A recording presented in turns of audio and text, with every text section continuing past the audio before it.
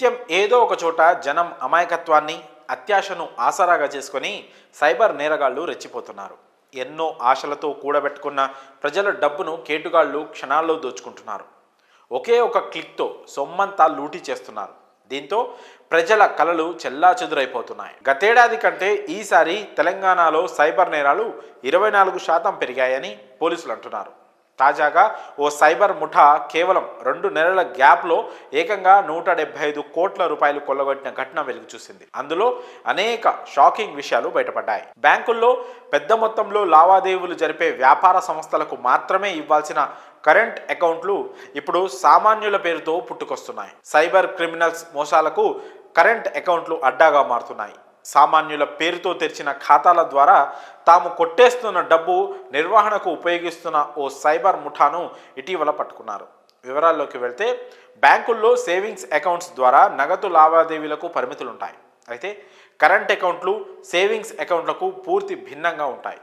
వాటినే ఆయుధంగా మలుచుకున్నాయి cyber gangs. Current account తెరవాలంటే వ్యాపార సంస్థ ఉన్నట్లు ఆధారాలతో పాటు కొన్నేళ్లుగా నిర్వహించిన నగదు లావాదేవీల వివరాలు బ్యాంకుకు సమర్పించాలి. వాటితో పాటు స్థానిక సంస్థలు జారీ చేసిన అనుమతి పత్రాలు, కంపెనీస్ ఆఫ్ రిజిస్ట్రార్ సర్టిఫికేట్, ఆదాయ రుజువు, చిరునామా ధృవీకరణ వంటివి బ్యాంకులో చూపించాలి. ఆ తర్వాతే బ్యాంకులు తనిఖీ చేసి కరెంట్ ఖాతాకు అవకాశం ఇస్తారు. వీటి ద్వారా పెద్ద మొత్తంలో నగదు జమ, ఉపసంహరణపై ఎలాంటి ఆంక్షలు ఉండవు.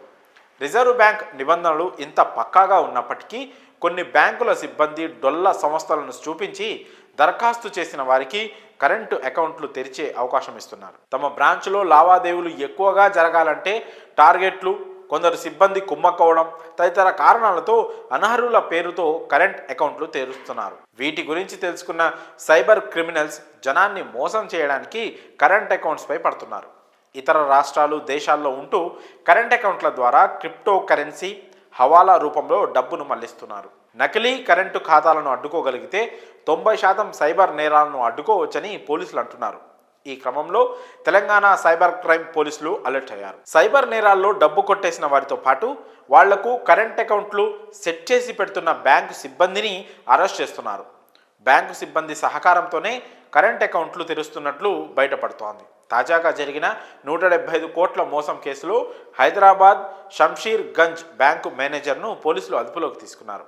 ఈ ఘటన తర్వాత అనుమానాస్పద ఖాతాలను నిశితంగా పరిశీలించగా కోట్ల మొత్తంలో ఒకేసారి డబ్బు క్రెడిట్ అవ్వడం, కొద్ది గంటల్లోనే వాటిని బదిలీ చేయడంపై బ్యాంకులు నిఘా లేనట్లు గుర్తించారు. తాజా ఘటనలో 2 ఆటో డ్రైవర్ల పేరుతో కరెంట్ అకౌంట్లు ఓపెన్ అయినట్లు పోలీసులు కనుగొన్నారు.